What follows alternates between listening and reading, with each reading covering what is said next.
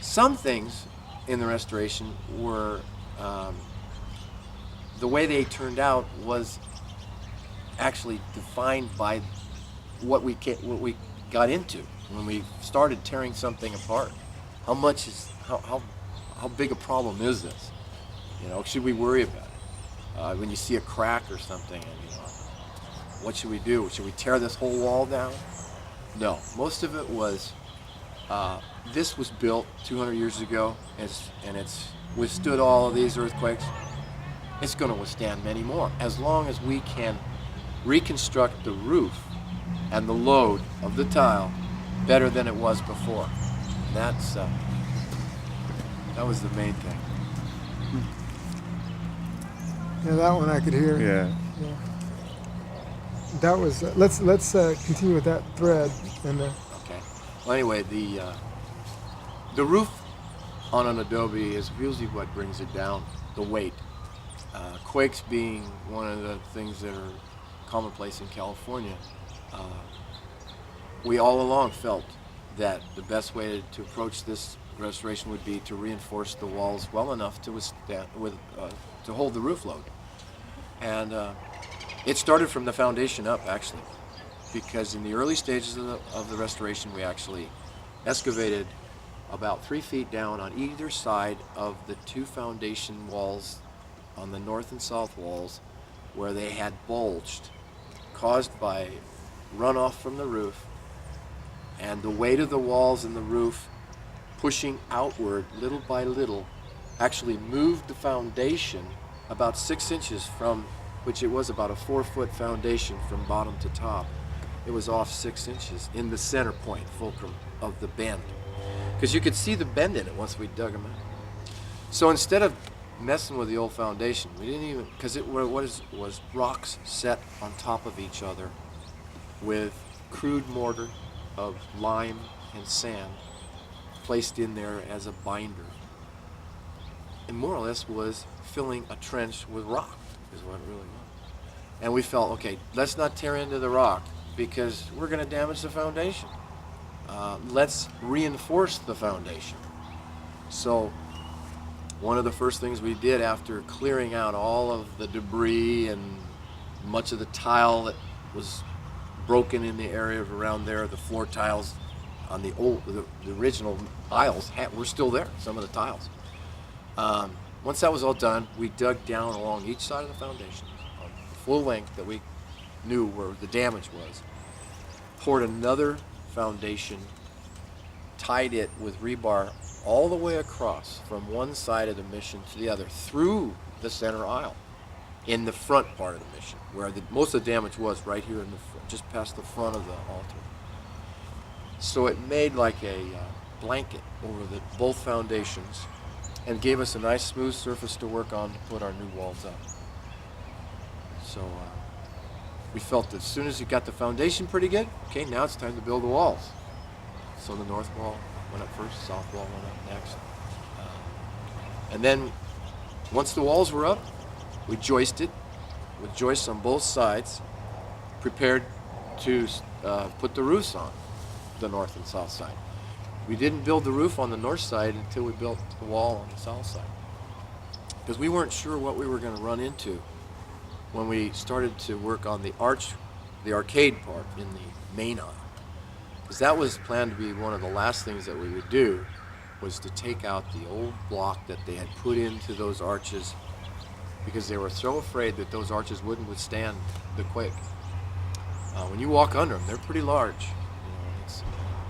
Even though an arch is one of the strongest things known to man, it's been centuries and thousands of years man has used an arch, you think, well, now this was made out of these brittle block, and they could crush or crumble under a terrific amount of force from an earthquake. So we weren't sure, what we were going to get into on that. Plus we had to tear out all the concrete that had been added to these. It was just hanging on them. So that was one of the things we wanted to do, is get the outer walls up, get the roof on so we could protect ourselves from the rains, and then go to work on those main aisles. So if you were to summarize that, then it would have been the north wall, North side, south side, the roofs, and then the main aisle.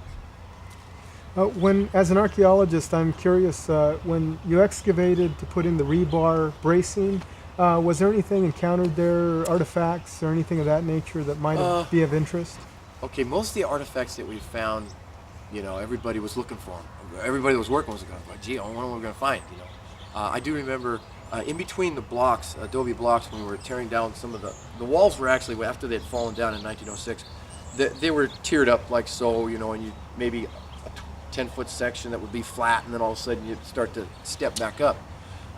We had to tear out most of them so that we could get a good building surface to work from. Some place to get it to where we feel like we were tying into it, and making it look right. We'd be tearing up some of these old blocks, and you'd find acorns, corn seeds, things that must have been part of what the Indians were eating that day, and it got put in the block, in the mortar, and so on. So yeah, there were a lot of things, but nothing that I can think of really as a big artifact that was found that was like, oh wow, this is, we found something greater today. No, no gold, no coins, no nothing like that. Okay, how were the adobe bricks made, and who taught you how to make them?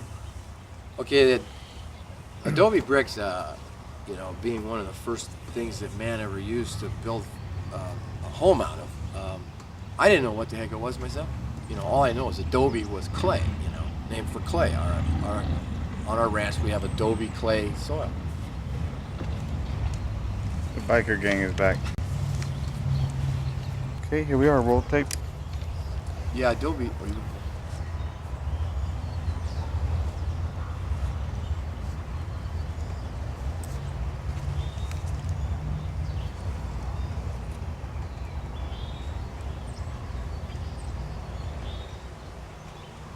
How were the adobe bricks made?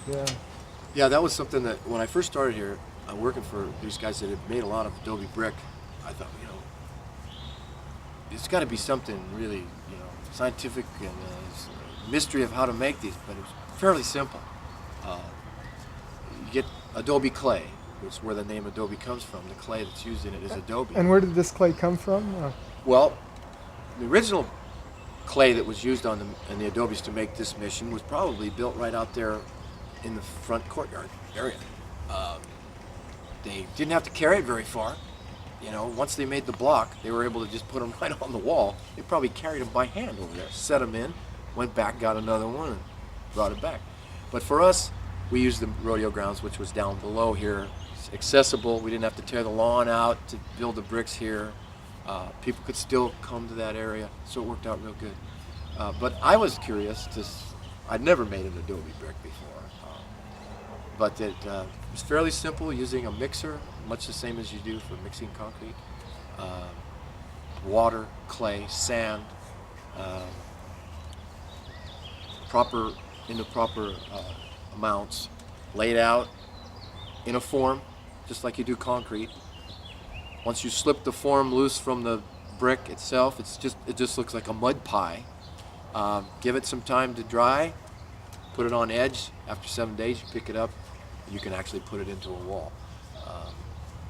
We waited longer on most of them. That was another reason why we wanted to get all the brick made as quickly as possible.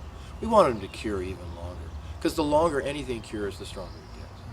And it was easier to handle them when we knew that they weren't going to crumble or cause a problem breaking before you got them into the wall, because sometimes I'm sure when they were in a hurry to get this thing built in the days when it was first built, they ran across a lot of rainstorms and probably had a lot of flustery, troubled days of building, and quickly threw the blocks into the wall, because you could see that many of the bricks were not perfectly laid in a nice straight line when we started to notice how it was actually originally built. Were there any modern additives added to the mixture of adobe? Yeah, 2 or 3, you might say, other than the straw, the sand, the clay, and the water. We did use some emulsified asphalt bitumals, which cures the block enough. It does help stabilize it, also helps make it waterproof. It doesn't totally make it waterproof, but it helps make it